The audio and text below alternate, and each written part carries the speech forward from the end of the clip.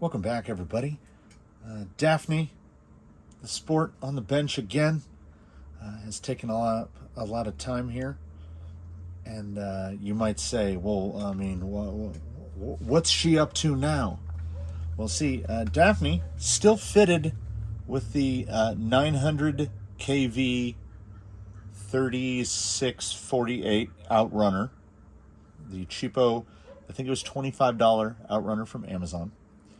And I just received from one of the unofficial Crawler Canyon Patreons, like I don't have an official thing, just sometimes people, out of the kindness of their own heart, send me stuff. And channel subscriber and frequent commenter, East Bay Andy, was kind enough to send me down from Washington State an AG Innovations speed control for Outrunner. And as it's been mounted in the rig for less than an hour, and I haven't even gotten the opportunity to drive it outside yet, I did a couple little donuts on the floor. I can say that initial impressions, pretty good. I mean, I don't know if you could expect lower speed than that from anything. I mean, I think it's more evident. Like, I never run body clips on Daphne anymore. So you can see the outrunner right there. There is the tiny little guy with his tiny little heat sink on there. So the positives would be this. I mean, that motor is doing like 75 RPM. The drive shafts are doing like 15 RPM. Then we got portal reduction. So this might be an instance where I actually have to gear something up.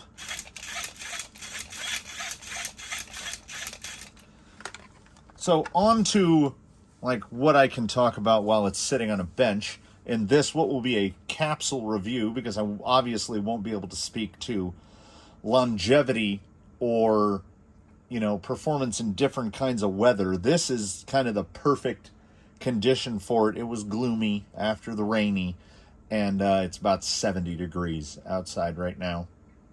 So I assume my setup issues, and yes, I did have some setup issues, probably due to the fact that I'm using an Airtronics MX3X, which is, I think, older than at least one of my kids.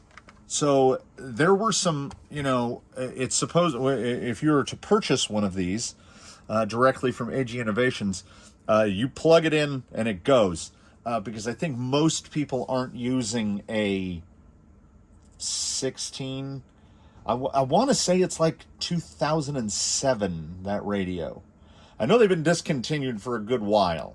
Anyway, I'm going to attribute any setup issues I had purely to the radio. Because once I figured it out through, by breaking out of what I call the well of insanity, which is I'm just going to try plugging it in and power cycling it and plugging it in and power cycling it, hoping something different's going to happen. And nothing different ever happened. I ended up, we are at throttle trim 95, and that was what happened to make it work perfectly. Then I had to reverse the throttle setting in here, and then I had to reverse the motor wires. So it was like a weird, like a puzzle box to get it to work. And I don't think that reflects on the speed control at all. It comes pre-wired with a JST plug for a direct power servo. It has no problem running my shift servo, obviously. Once it got going,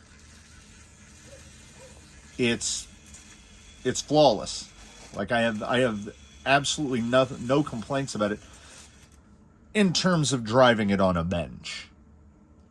So from what I understand, reading on their Facebook page, it is 3S to 6S capable, So once again, this might not be Daphne's final motor.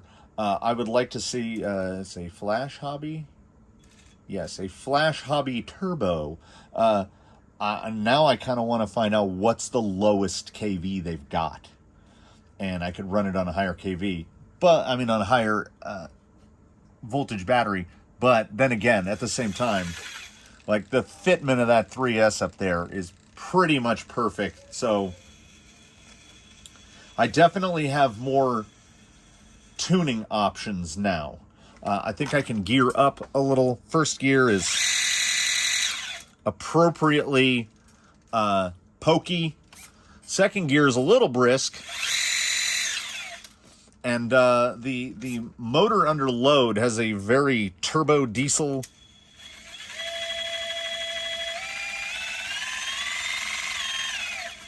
But it doesn't really sound outrunnery to me. It doesn't have that weird outrunner howl or even the Castle 14 series note.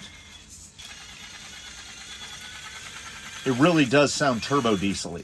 So, as this thing has what I have determined just wheeling it around on the bench and the floor in the shop, a level of low speed control rivaling even a brushed motor, that is ridiculous.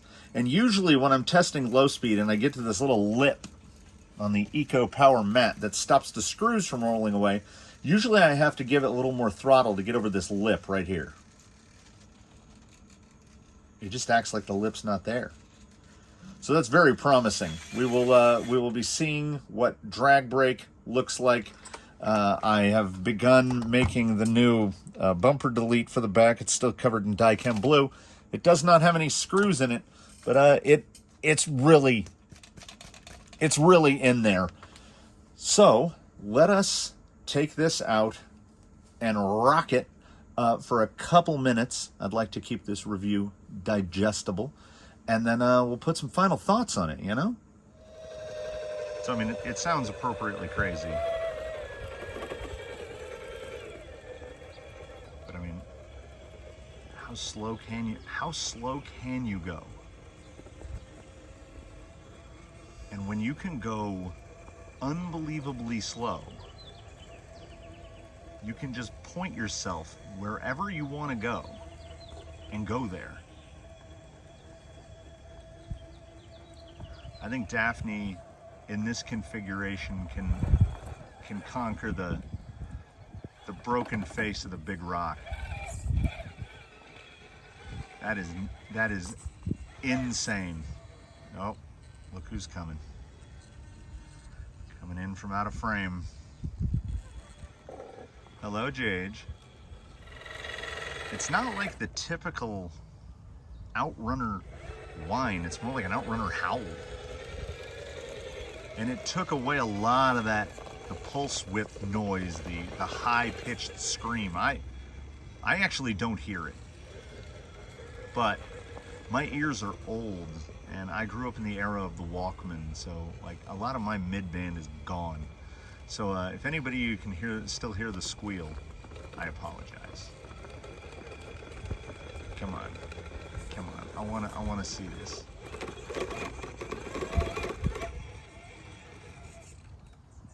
I mean, it's a little more vertical than I would like. Pull that back down. Come on. I think I can make this. Oh, that's a pumpkin hung up.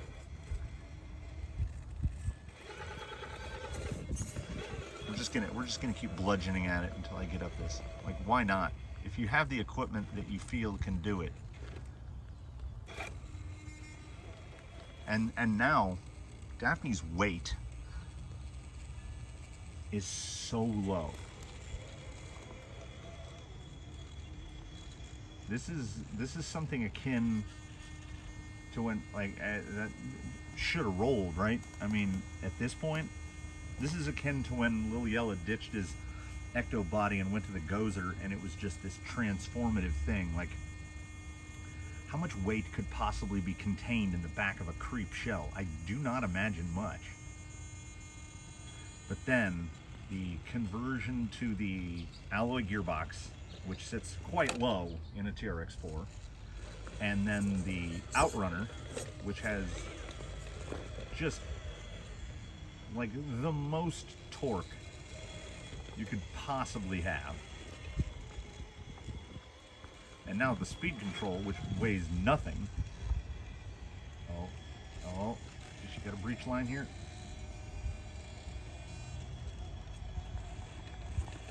I mean, we used to call, and we still do, the line up along the fence, on the fence line on the backside of Drybone Valley is Daphne's line. But I think that gap right there along the cracked rock, that's Daphne's line now, because Jolly Green might be able to make that, but I don't know if I have anything else that can make that. She puts her weight so low and puts so much power to the ground. It's not even drag brake, it's anchor. Wherever you stop, it stops. Alright. She made the face of that rock like it was nothing. Okay, along the, I don't know how well, okay, right outside her passenger tire there are 2 cracks. Okay, she's reaching across the cracks right here. If she can pull this next ledge, that ledge is vertical. Right there. That is straight up. And so much low speed. Look at that. This is Canyon Trails, everybody. Just picks whatever line she wants.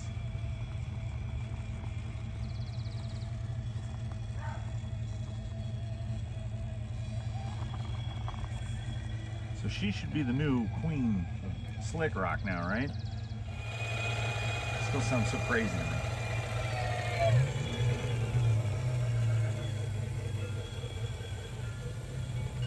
I mean, I think low speed control is my jam. Oh, that is my jam. Oh, now he's gonna pumpkin hung there. Yeah, oh, that's her first. That's her first. I was just about to say the drag brake will out-drag gravity. So the limitation is not in the electronics or the mechanicals. The limitations are now physics. And for the most part, Daphne doesn't care about physics anymore. She just goes wherever she wants. Yeah, that is that low speed is like a drug. You kind of got to give it a little. She's still got a little. She's not lacking pep of a little sideways up this face. Pushing the front end because there's not a lot of grip to be had. There's enough.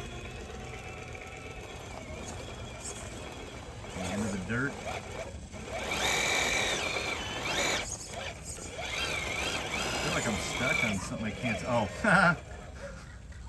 the point of that rock just right into the skid, I'm sure. She doesn't mind. Just pivoting the nose there. There we go. Part of me wants to get another 2-channel radio. I've often thought that if Daphne had a,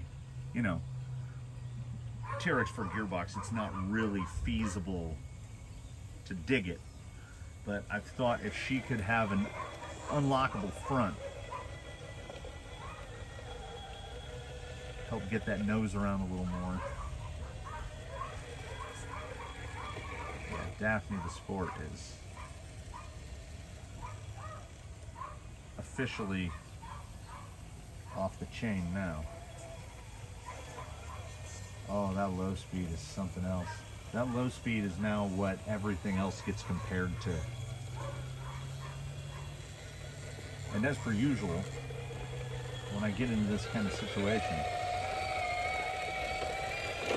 I can do this all day.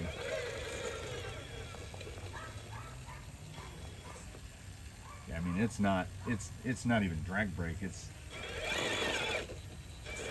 electronic anchor. It's a parking brake.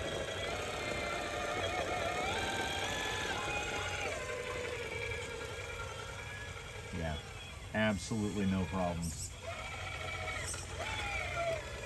Well, we should take her on the side hill, at least for a moment, just to see how much the CG has moved down. I will say that on 3S, with this level of control, I think something around a 1400 kV would probably be the guy on 3S.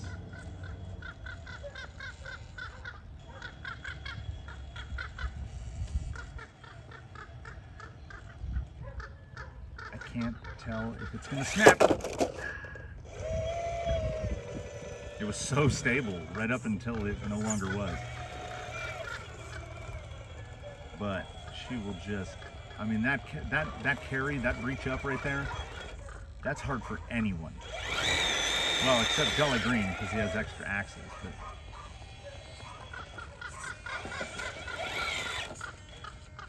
But she's like Spider-Man. It's good that she's got some red and blue going on, because Daphne is doing a Spider-Man impression.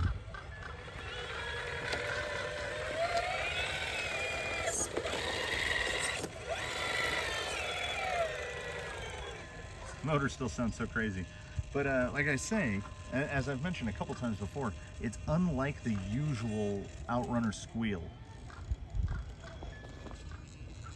I don't mind it at all. Oh, she's so planted. She's so planted.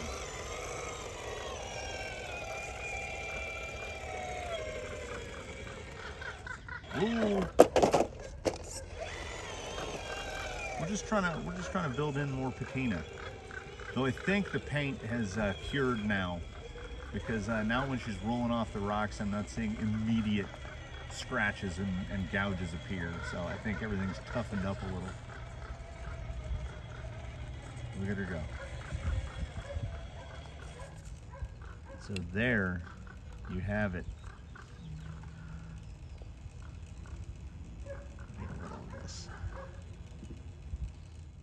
So thanks to East B Andy for sending this speed control out to me. It works phenomenally. Everything is very cold. Thanks to AG Innovations for making it. I think it works superb. The only long-term test that will be in play here is this gentleman is from Washington State. And this is the inland desert of Southern California. So we will see over time how this little guy does, because summer's a-coming. We're getting real close. But in terms of drivability, feel, everything else, and the way it comes with the JST pre-wired, you just plug your direct power servo in. I have no complaints.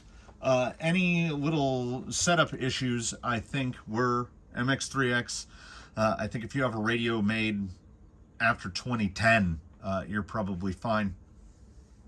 So for most people, hooking it up would be a breeze, and hooking it up was a breeze. I installed it in a matter of minutes. It was figuring out the throttle trim issue, which I don't know what that's about, other than just the behavior of the MX3X. So at the end of here, it's first day in my hands, and in Velma's hands at the wheel of Daphne the Sport.